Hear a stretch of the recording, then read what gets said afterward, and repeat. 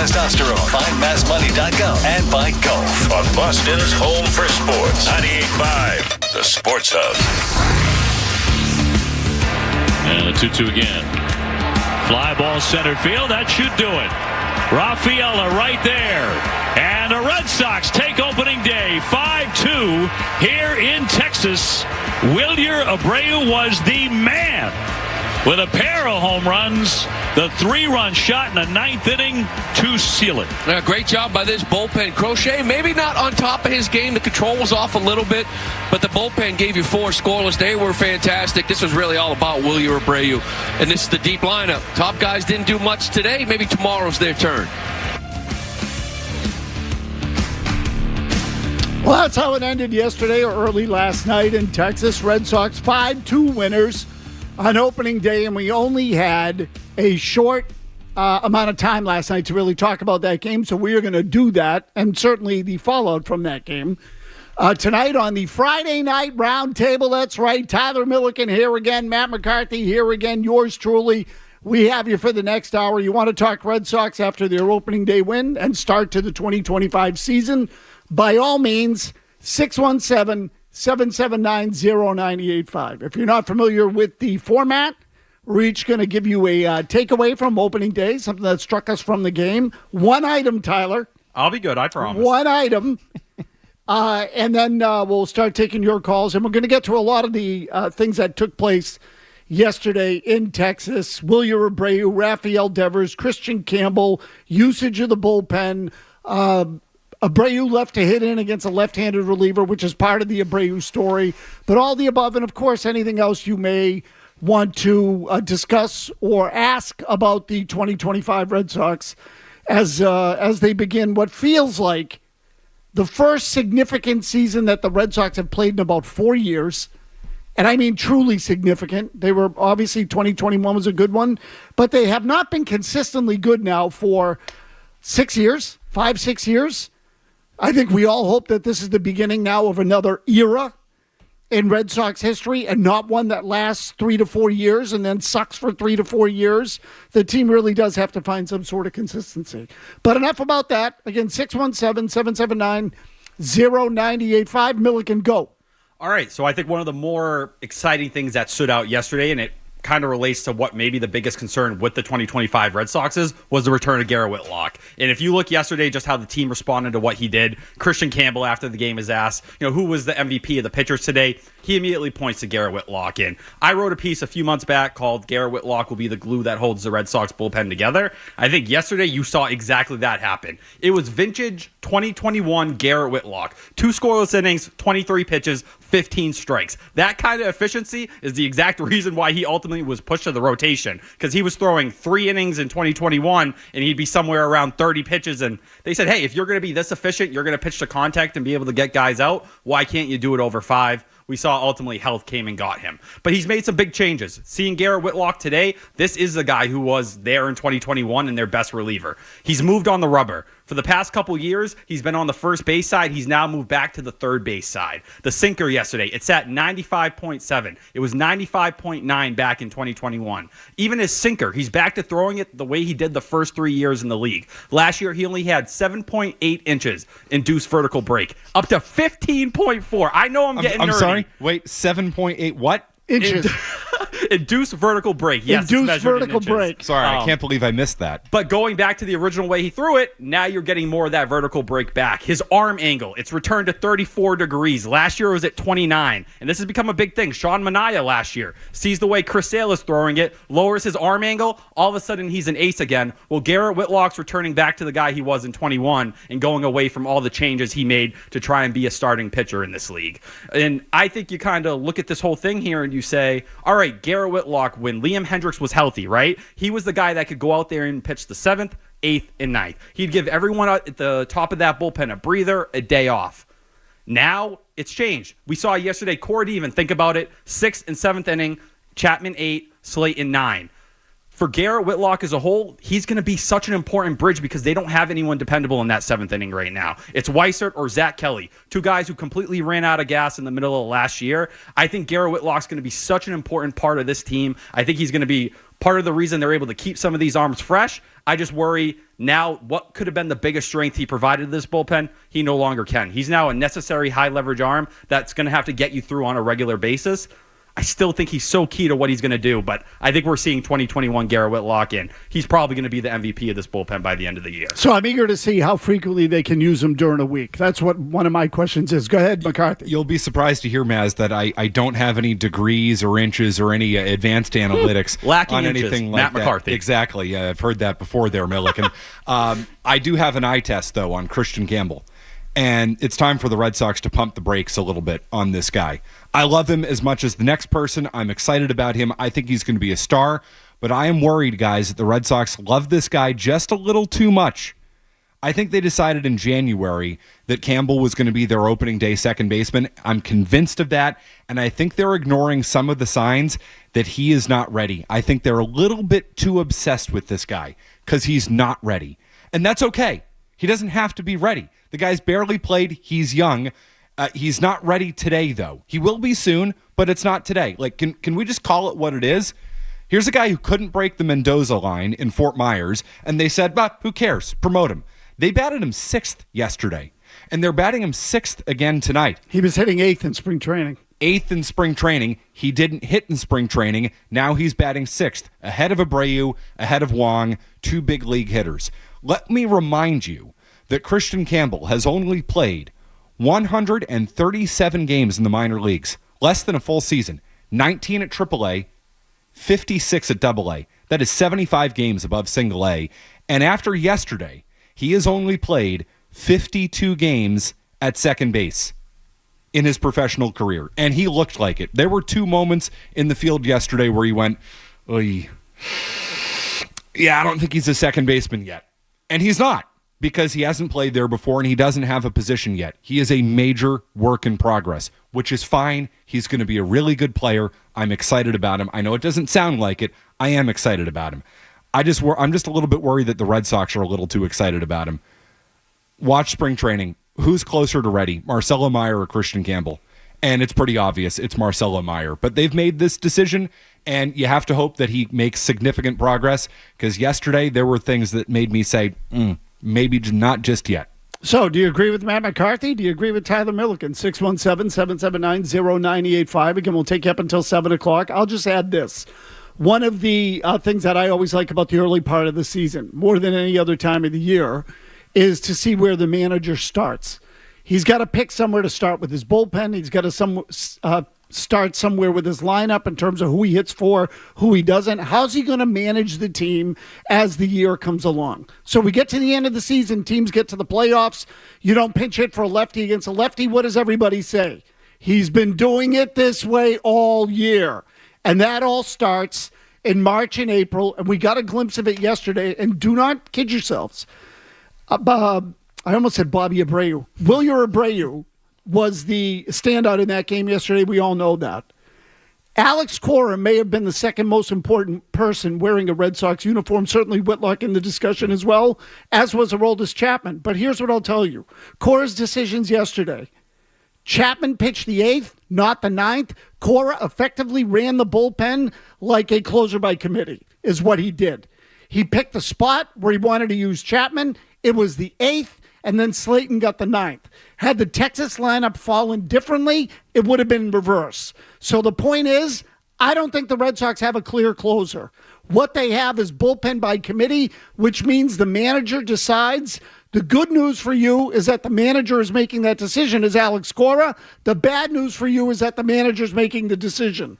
This is going to put a lot of pressure on Cora on a nightly basis to do the right thing, or he will get skewered. Number 2, Abreu was allowed to hit against a left-handed reliever. What was his name? Garcia. Yep. In the late in the game, that was in the 7th inning. He drew a walk, 183 career average against lefties. It ended up being a huge decision because Abreu was still in the game in the 9th, hit a 3-run homer to win it. So keep an eye on that. Cora said he'll do the same thing with Tristan Casas. There will be select lefties in which he'll send Ref Snyder or Romy Gonzalez up to pinch hit. But, again, Cora's going to make that call. Puts more pressure on the manager. And then I'll just tell you, Campbell was pinch run for late in that game. Cora justified it under the guise of Hamilton's speed. He then said that Hamilton being on the bases might have gotten Wilyer Abreu a better pitch to hit on the home run. It's possible. I think Cora was disguising the fact that they did not want to put Campbell in the field in the ninth inning, whether the game was tied or not. So this speaks to what Matt McCarthy said, that there was doubt about Campbell's ability to play defense with the game on the line, and they thus ran Hamilton for him. Coruscant opening to get Hamilton in the game. Did it. Campbell was not on the field for the bottom of the ninth. So all things to remember as we go forward in this Red Sox season. Again, closer by committee. Abreu and Casas apparently will be allowed to hit against many or most lefties. And Christian Campbell pulled for defense in the ninth inning. So when we come back, we'll get to your calls on all the above. We'll talk about Rafael Devers. We'll talk about Christian Campbell, and we'll talk about that bullpen, all on the Roundtable of the Baseball Hour this Friday night.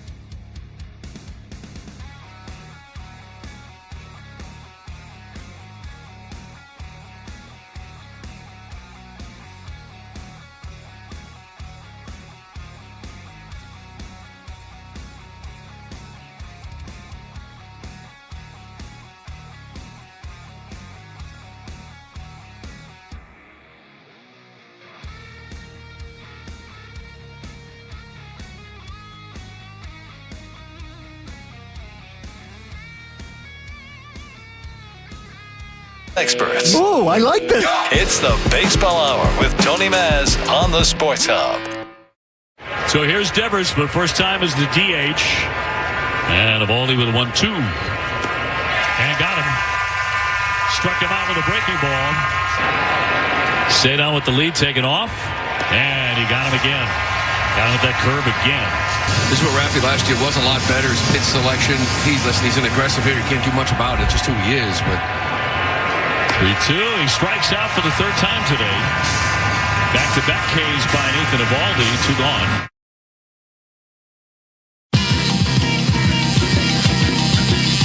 Tough day for Rafael Devers. Probably one of the worst performers for the Red Sox yesterday. 0 for 4, 3 strikeouts. Trevor Story also hitless, although he had a walk. Bregman was hitless. Casas was hitless. Robbed of a hit. So those 4 guys, the best hitters in your lineup in theory, leave Durant out of there for the moment. 0 for 15, 8 strikeouts. And the Red Sox won the game 5-2. So that's a good sign. But Devers, again, 0 for 4, 3 strikeouts, swung at 11 pitches, missed 9 of them entirely. Okay, that's not called strikes. That's the swinging strikes. He swung at 11 pitches and missed 9. And the other part of that is he had a ground out and he had a foul ball. That was it. But just quickly to each of you. Are you worried about Devers? Are you worried about his head? Are you worried about him DHing? And I should mention there's news that came out of Texas tonight regarding Devers. He's in the lineup, but we'll tell you what that is in a second. At the end of the day, I think Rafael Devers, what you saw, you can argue that maybe he didn't get enough time during spring training. Neither did Wilyer Abreu. They were essentially doing the same thing. If anything, Devers got more, at-bats on the backfield. What did stick out to me was the second to last week of spring training when Devers went to Cora and said, hey, I'd prefer to get more at-bats on the backfield. And Cora told him, too bad. You're not getting those. So I don't know if you can point to that and say, Cora kind of saw that you weren't ready for game action, because seeing the way he was swinging at those breaking balls, he wasn't even tracking the pitch. He didn't know what was coming. He couldn't tell if it was a fastball or if it was a slider or something like that. I think Devers, no matter what, is ultimately going to hit. He's played 20 games in his career going into yesterday as a DH. It's over 800 OPS. Is it true Rafael Devers level? No, but he's not going to turn into some pumpkin all of a sudden. I think figuring out what he's going to do, in between innings, are you going to be the JD Martinez that sits in the cage, or are you going to sit there and obsess like Byron Buxton did a year ago when they moved him to DH in Minnesota? And he was like, I just couldn't get my head right because all I could think about was I only have one way to kind of impact the game. I'm more worried about his head than anything, but it's an emotional thing. I think the performance is going to come no matter what. Yeah, if he doesn't get his head right, Tyler, he might not hit. Go ahead, Matt. Am I worried about him in the long term? No, because he can hit and hitters hit. Am I critical of him for the way he approached spring training and the fact that it doesn't look like he's ready to go and was not ready to go for opening day yesterday? Yeah, I am, because I think the story here in spring training is that Devers probably didn't get the at-bats he needed to be in a place to be ready to hit on opening day, and that's because of him. That's because he was protesting not being a third baseman. I get it. His pride's hurt. I understand. He wants to play third base. I don't criticize him for that. But the antics that he pulled in spring training, wanting to be on backfields, maybe not getting, the in-game action that he needed. Didn't want to go to Mexico? Right. So, I've got a problem with the fact that he's not ready to go. He'll get there, and it probably won't take him that long to get there. You better hope he gets there. But he will. I think he will. Listen, I believe in Rafael Devers, the hitter. Is that crazy? No, it's not crazy, but again, he's never been in this spot. So he's unhappy is the point. Now, how quickly will he be happy again or something closer to it? That's all I'm telling you. That could be half a season. Who the hell knows? And it depends on how he performs. If he goes out there in the next 3 weeks, he slugs, you probably get a very happy Rafael Devers. If he has the worst month of his career, that's where things can snowball and it starts to get real scary for you. Let's take a couple of calls. Matt, instinctively, I feel like you feel he's a good hitter. The part that's hard to predict is how he reacts to it. Sure. If he sulks, it's going to be a problem. And he hasn't reacted well to it up until this point. I mean, let's call it what it is. Martin's in Texas. Martin, go ahead. Hey, guys, I was at the game yesterday, and it made me think when Cora brought Chapman into the game that, you can call it closer by committee all you want, but Slayton and Chapman has his moments. We all know that it really just depends on who has the best stuff. And the matchups lefty-righty, I know Cora's obsessed with that, but it works. So why does it matter? Well, so look, again, if it works, it works. No one's going to bitch about it, Martin. I mean, that part I think we all agree on. Whatever works. The question is whether or not it can work. So Chapman, again, I think Chapman stinks. Maz, looked that pretty is good such yesterday. A crazy stance. Okay, I think he stinks. He's never stunk. Okay, so the 6 walks per 9 innings, Tyler, blows. He was still a very effective reliever. 2 years ago, he was the most important reliever in the Rangers bullpen as they went to the World Series. Yeah, I'm Spare with me, Mad Dog. please. I'm with Chapman Mad Dog. stinks. Sean in Colorado and Christian Campbell. Go ahead, Sean. Chapman stinks. Hey, boys. First off, Milliken was sad to not hear the Stop and Shop Look Ahead song on this week's pod, but I just wanted to call in because I want to kind of pump the brakes on Christian Campbell. I mean, for Christ's sakes, the kid's had every camera and microphone in his face for the last month and a half. Once he got that opening day job, or once he got to making the roster, it seemed like he calmed down in the spring training. And then yesterday, I don't want to ride him out of town before he's even really got his feet wet. He's got his parents in the crowd. He's probably nervous as hell. Yeah, he's going to look a little bit uncombobulated. And on top of that, didn't Pedroia stink when he first got called up too? Yep. I mean, I just want to give the kid a chance before we ride him out of town on a seatless bicycle, for Christ's sake. Okay, Sean, who said that we're riding him out of town? No one said cut him. No one said trade him. No one said any of that. Day one, he didn't look ready for the big leagues, which is Matt McCarthy's point, I think. Yes. Yeah, he didn't look ready for the big leagues because he probably isn't. And let's call it what it is. Defensively, he isn't. He isn't. Tyler, he's played less than a full season in the minor leagues. Now, he's going to grow quickly because that's what he's done. A month from now, he might be better. He probably will be better. A week from now, he probably will be better. It just feels to me like the Red Sox rushed him just a little bit. Is it fair to say that the Red Sox rushed him just a little bit? He's moved fast. Yes. It's 100%. At the end of the day, if you say something's going to be a competition and you give it to the guy who hit 160 or 170, it's not a competition. No. Your decision was made. Just like your decision on Rafael Devers was also made. I think the Christian Campbell conversation, I look at 2 guys from last year. Jackson Chourio in Milwaukee had like a 600 OPS going into the All-Star break. Jackson Merrill over with the Padres, very similar. By the end of the year, they were 2 of the best players in baseball in the second half in the postseason. I think that's what the Red Sox are truly clinging on to because of their lack of right-handed bats in the middle of that order, and you can point to Trevor Story as one of the reasons for that. They're clinging to an idea, but they're ignoring some of the reality. Yes. He didn't hit in spring training, and he's not ready to play the field at a big league level yet. And it's what came at the cost of that, right? Because if you said, all right, we want Campbell badly to be the guy, but he didn't prove it, you could have kept your word and let Bregman go play second base. You could have kept Devers happy and put him at third base. Hey, Masataka Yoshida, obviously this back thing popped up. Instead of relegating him to,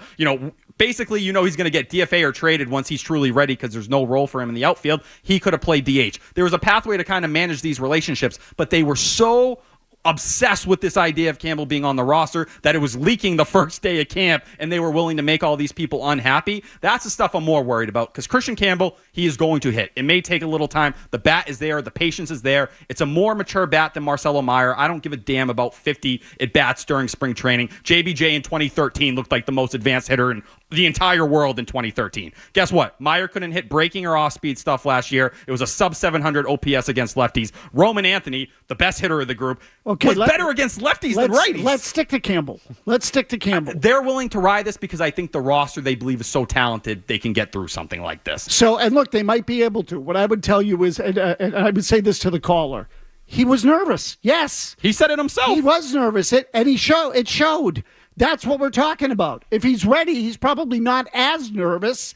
And let's see how it goes. If he keeps being nervous every day, he's not going to play well. And to me, it showed up defensively. Was it you who just said that a second ago? Definitely showed up defensively in the way he moved and handled the ball. What about the pitch he swung at in the first at bat? It almost hit him in the hands. Yeah, it was a bad decision to swing at that pitch. Just quickly, actually, Todd and Dudley, hold on. John in the car, hold on. What I wanted to tell you about Rafael Devers quickly before we go to break.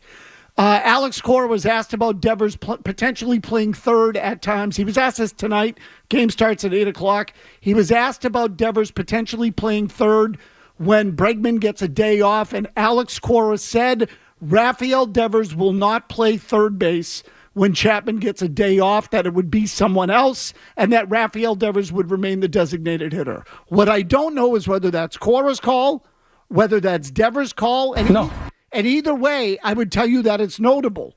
First of all, if Devers doesn't want to do it, why not? I played third. You got pissed that they bumped you off at third, and now you don't want to do it? The point is, he's still pouting. If Cora doesn't want him to do it, why not? Because he's not good there. Well, there's that. And it's Marcelo Meyer during camp. We know if something happens, you're up. But there's also, no, we're not going to let you go back and forth. You're going to DH. You're going to learn it. You're going to get used to it. And that's that. End of story. David Ortiz didn't play first. You're not going to play third. You don't decide. We do. So just let's keep an eye on that and see how it goes. McCarthy, I played third. McCarthy's got your headlines. We'll get to what Cora said about Christian Campbell after yesterday's game and continue with your phone calls. No. Sports Hub headlines presented by Celsius Energy Drinks.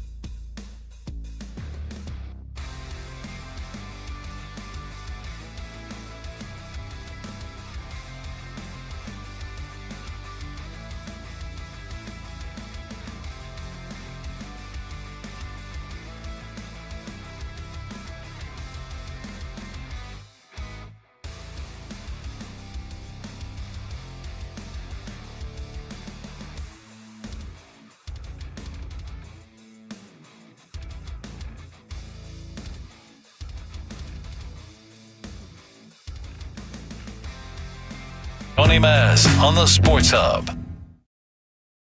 What do you think of the day that Campbell had? It's good. I mean, it's the big leagues, man. It's not easy to do it. He was nervous and pretty good at bat at the walk. Then the last one he hit it hard. Got his, I guess that was a hit, right? Mm-hmm. Dan probably slapping over there, right? yeah. But whatever, a good one. Probably this is the first time he's been pinch ran in his life, but we know what Hammy can do. Obviously the defense too, so we felt that was a squad. But overall, a good one, and we won, so everybody's happy. Again, that's Cora explaining the decision on, or at least partly on the decision to remove Christian Campbell from the game. He says, we know what Hammy can do, the defense too. So he initially said that the idea was get Hamilton's speed on the bases. That's bullcrap. They took Campbell out because of the defense. Do not let them kid you. If his defense was Gold Glove caliber, they would not have run for him. Not a chance. I guarantee you that. Campbell stole 20 bags in the minors. I'm not telling you he's David Hamilton fast, but he's fast. Slow. Yeah, look, I mean, it wasn't a situation where you'd necessarily steal a base. So there's that too. Like, Abreu's at the plate. They had first and third at that point. Why run him and then open up the walk for Abreu? You weren't going to run him there. That's a myth. So, again, Cora knows. Cora knows the kid's not quite ready. He's no fool. It's not. So they're pushing him. And we were just discussing this off air. The question is why? Why are they so adamant on pushing him? And clearly they don't want Devers at third. They think Campbell at second is a better option than Devers at third. So let's just take a couple of calls. Mac and Braintree. Mac, what do you got? All right. First, you're just so wrong about that speed part. David Hamilton had 33 stolen bases and about a third of the at-bats that Duran had last year. So he's our guy when you need runs in the ninth inning. And They weren't going to steal in that spot. I just explained it to you. Come on. They weren't going to steal. If they steal, Abreu gets walked. The bases are loaded. Sorry, Mac. Go ahead. Jackson Holliday, Gunnar Henderson, Bobby Witt Jr., Vlad Guerrero Jr., Ronald Acuna. What do those guys have in common? Tell me. What? They are the most recent Baseball America minor league player of the years. Next up, Christian Campbell. That's why he is starting on the Red Sox. He wasn't selected in January as the second baseman. He earned that spot because he was the minor league player of the year. Training. He didn't earn the spot. The first day of camp, the reports came out saying that they wanted Christian Campbell. Yes. They were going to give him every chance to win the job. That's what they wanted. Did he go out there and win the job? No, they didn't. They wanted him there for the right-handed bat that they want in the middle of the order. Why else do you think he's batting sixth already? Every other time we've seen a rookie, they've been injected to the bottom of the lineup. Tim's in Plymouth. Tim, go. In 2006, they brought up Dustin Pedroia. He didn't do so well. And then 2007, in the beginning of the year, if I remember correctly, he didn't do that well either. So I think a little patience is in order here. That's all. Tim, as we say all the time, from 2 to 6, we do a daily talk show. Okay? So did anyone say to send him down? No. Has anyone said that? Nope. I would. So I'm starting to think like that Red Sox fans are becoming like Celtics fans. You've got to be protective of their whoobies. It also, the other thing is when you talk about a Dustin Pedroia, that was a guy who was Gold Glove defensive caliber already. It's going to be harder if Campbell's bat is struggling and he's playing a rough second base to justify the decision to upset your franchise player that you lied to all offseason and go back on what you were doing with Alex Bregman and then send Yoshida to Siberia as well. All of those moves came in so you could get Campbell in the lineup. And I believe in the second half it will pay off. It will be like Jackson Merrill and Jackson Churio. But that criticism right now, when those struggles happen, it's going to be fair. Yeah, they're batting him sixth. Sorry, go ahead, Matt. No. They're batting him sixth. All right, which tells you everything you need to know. They are hoping, they're praying that he is a middle of the order bat. This is not, let's bring him in, have him bat eighth, let's ease him into it. They batted him sixth, which tells you that they are, they're bought into the fact that he was the minor league player of the year last year too, as they should be. This guy's I think he's going to be a hell of a hitter. I do. I'm as excited about Christian Campbell as everybody else. Can we just call it what it is? He's not ready. He might not be far away, but he's not ready. Look at who's more ready, Meyer or Campbell? Come on. Meyer is. Yeah, look, typically. But he doesn't bat right-handed. Typically, and let's leave football out. They both should be in Worcester. You have specialists on offense and defense in football, right? You change the roster is my point. The other sports, you have to play both ways. Typically, when young guys are introduced, teams want to know that they're not going to hurt them defensively. Okay? Typically, the defense comes first. The Red Sox aren't doing that. They're doing the opposite. And the way this kid handled second base yesterday, he looked nervous. He muffed one ball that was right to him and then had to pick it up quickly and throw it the base runner. And then another one, he was ranging to his left and threw to first, and he kind of yanked the ball. And it was, look, the throw wasn't in the dirt, but it just wasn't fluid. It doesn't look right, at least not yet. John in the car. John, go. I feel like I'm talking to royalty. The whole roundtable's here. Tony. You're welcome. Devers. They're not changing out Brooks Robinson for Shea Hillenbrand here. They put the best defensive player, who's a pretty good offensive player, at third base this year. It's a no-brainer. I get it's a pride thing. It's a scoreboard thing with these guys. But he can't look at it logically and say they're making the wrong move. And, I guess that leads me to the front office a little bit.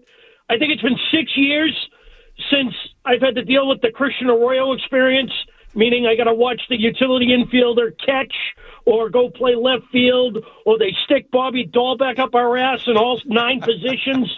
They guess deserve some credit for finally having all the positions filled with guys that play that position. Not exactly, John. Thank you for the call.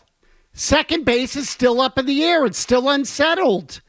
I think that's one of the things we learned yesterday. Now, again, look, I get it. One game. I get it. But the fact of the matter is they've only played one. What else do we have to go on? So this is what we go on.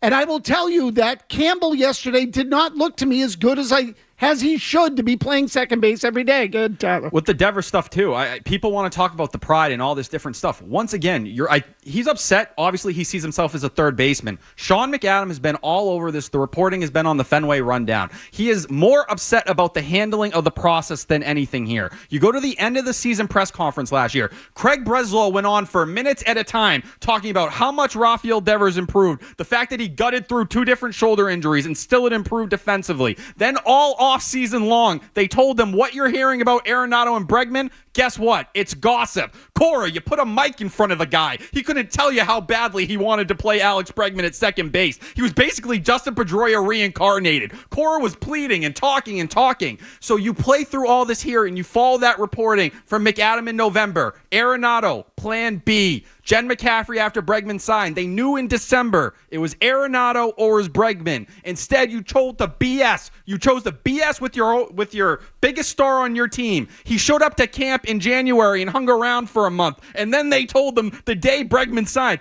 hey, this is what we really want to do. This is what we want to do with the team moving forward. If you're Devers, you say, why did you spew all this crap to me? If you felt this strong that you didn't want him playing defense at all, grow up, nut up, say it to him at the start. Just do it. The metrics tell you he sucks defensively. Be up front and be real. Instead, you tried to play both sides. See, Tyler, I don't think that matters. I don't, and I'll tell you why. Look, maybe they didn't tell him at the beginning of the offseason because then they knew they might have to trade him. Right. Maybe that's why they didn't tell him. Instead, you still chose to gas him up. Okay, but you know what? It's got nothing to do with when they told him. He doesn't like being moved.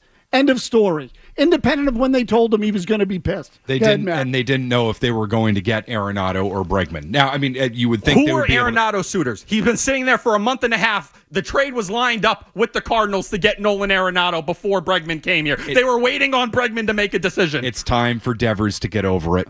I don't disagree there. He's had the time to process it and go through it. You could have handled this situation a lot better because it looks a lot worse when Alex Cora's boy, Alex Bregman, walks in here and all of a sudden the guy you paid, the guy that's supposed to be the franchise star, the one that stuck around, hey, you're not the teacher's pet anymore, buddy. Bregman's in town. Danny in a car and Christian Campbell. Go ahead, Danny. Tyler's right. Hey, guys. So I think it was the MLB app. I think, Tony, you also mentioned T-Mobile. So T-Mobile offers the MLB app for free.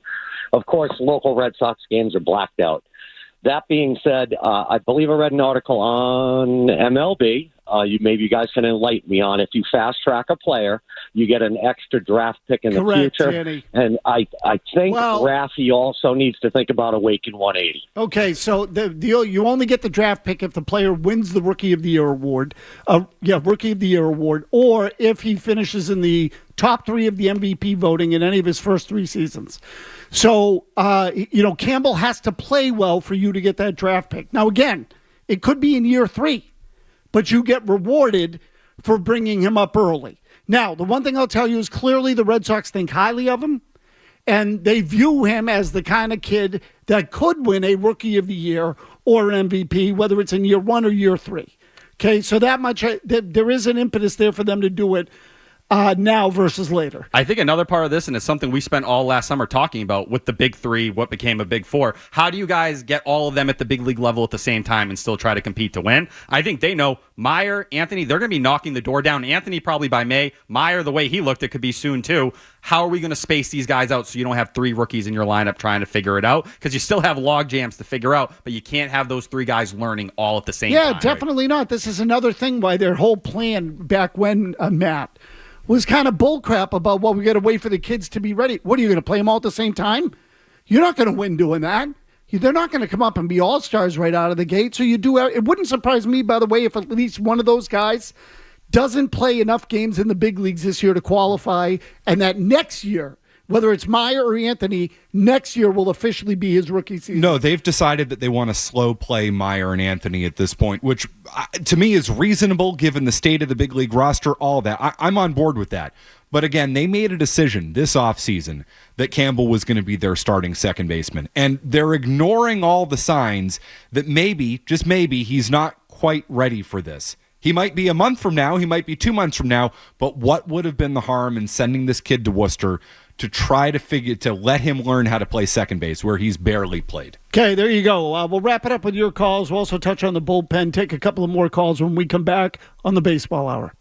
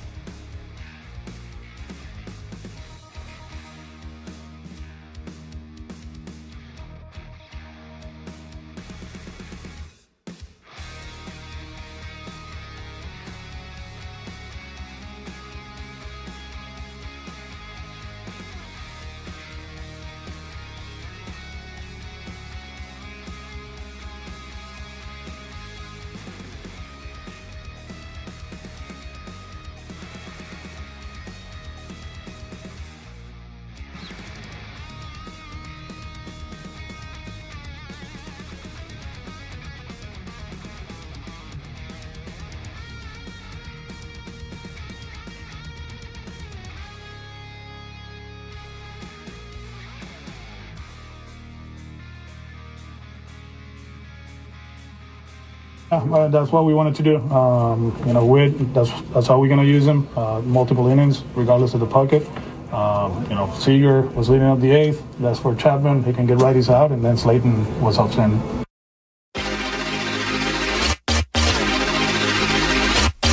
Again, Cora tells you plenty there if you listen to those answers. Whitlock, 2 innings regardless of pocket, meaning it doesn't matter where we are in the lineup. We trust Whitlock. We'll put him in for 2 innings at any time, anywhere against anybody. But that's it.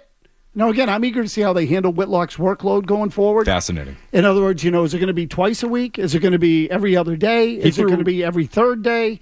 Back in 2021, he pitched like every third day. It was no more than twice a week, basically. It depended on the inning. If you win an inning, it was 1 day. If you went 2, it was 2. And if it was 3, it was 3. He threw 23 pitches last night. That is essentially an inning workload. Should be available tonight. Willie, I bet he's not a chance. Yeah, they count the up and downs too. Mm-hmm. So, but anyway, it is. I just thought it was revealing.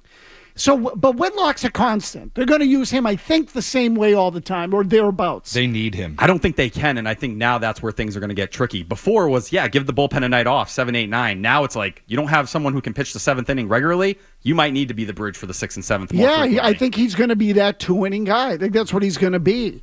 And I think what you saw was, depending on where they are, they're going to manage the final couple of innings. And look, I'm not a big believer in the close by committee, but I think players are more ready for it now than they were 10 years ago, 15, 20 years ago. It's a dirty term around these parts. Oh, God, seriously. Chad Fox. Brandon Lyon. Yeah. The nightmares of the 03 Red Sox. Jimmy, Sauerbeck. I start to get nervous every time someone says it. I still hate it. Byung-Hyun Kim. Noah's in Kansas City on Christian Campbell and Whitlock. Go ahead, Noah. Yeah, so just quick thought on Campbell. I thought he looked like a deer in headlights, really. Especially that swing in on his hands where he cut the ball down the line just did not look good. With Whitlock, though, I wanted to ask you guys, as you mentioned, Tony, those comments from Cora are pretty revealing. And when we're thinking about a closer, I mean, this team can do untraditional stuff. Would they ever think about just saying, Whitlock, yeah, you are the closer, but you're going to do both the 8th and the 9th? Would they be crazy to do something like that? No, and I'll tell you why. They wouldn't be crazy, but I'll tell you why they won't. Because closing is, if you're on a good team, is a lot of work. And you might have to pitch 3 out of 4 days. And so I don't think with Whitlock, you've got to be careful. That's the downside. I think they also look at it, the guy who can go multiple innings. Look at how they used Justin Slayton last year. He was going 2 innings, more than 1 inning. They see more value in that and kind of getting across. If there were no other options, if Chapman and Slayton didn't exist, maybe it's like that 2021 where you need a guy, Whitlock becomes that. But they value too much that he can get more than 3 outs. If you're using Whitlock in any other way than you used him in 2021, you're dumb. Like, enough is enough. Let's stop messing with this guy. It worked in 2021. They need him desperately. Just do that thing that they did yesterday. I think they're headed there. I think that's where they're headed. Again, it was 1 game. So I would just say to fans, keep an eye on it. Watch it. Pay attention to it every night. See what Cora does when they're behind. Like last night, Weissert was up in the bullpen. If that game had gone in the other direction, I think you would have seen Weissert. So this is what Cora is telling you. Again, this is one of one of the real reasons to watch the games early. Watch how the manager handles it. Pay attention and see what precedent he sets for how he wants to do it. So last night, Whitlock got 2, and then Chapman got the 8th because that's when the meat of the order was coming up. Slayton got the 9th. It was a little easier, and it worked perfectly. If it's the other way around tonight, I think Slayton gets the 8th, Chapman gets the 9th. Where's Corey Seager? That's it. That's the question to you. The elite left-handed bat in the lineup. And I think that is smart because Seager is freaking good. Boy, is he good. And I think Slayton's good enough. If you told me he was the closer moving forward, I'd be more than comfortable with it. You're out on that, McCarthy? He hasn't proven it yet. You have to give him the chance. I don't think it's going to come to that. He was the fireman last year for them. I think he'll be the closer by June 1st. Look, that may be true. I'm just telling you. It will be. Tyler, the one thing I would say about last year is it doesn't apply. No, but he was a rookie and he showed he could handle it and he had the velocity, the command. He showed he could handle it on a bad team. Which is different. You got to have the opportunity. But that's why I think here, if you told me Slayton's the guy by June 1st or July 1st, I wouldn't be shocked. Because last night, yes, it's up 3 runs. He flew through that inning because he attacks hitters and throws strikes. I think he's baby Chris Martin. So you know what I love, Jimmy? I love that. Like, we're actually talking about the games again. Oh, it's amazing, awesome. Tony. It's a great point. So I, and I'll just say this quickly. I've told this story a million times. Years ago, I was hanging out on the field before batting practice, and Francona came over to me and says, "You must love it when we lose." They were sucking that year, or they were fading down the stretch. And I said, "Oh, no, you got it backwards." He said, "What do you mean?" I said, "When you suck, it's one story and one story only. You suck. How do they fix it? Who do we blame? That's it. That's the only discussion. When you're good, how come you didn't hit for this guy? Why did you put this guy in for defense when he had to hit 2 innings later? Why did you bring in this pitcher? How come you started this guy?" Every little thing you do matters. When you're good, there are stakes. When you suck, it doesn't matter what happens in the game. I much prefer this. Happy baseball, guys. So I prefer unhappy baseball, but I prefer baseball. So thanks to both of you guys for being here. Thanks for showing up, Naz, on a Friday night. You're welcome. Who's got McCarthy's got headlines here? Is it Joe Murray? Joe Murray's here. Okay, Joe Murray's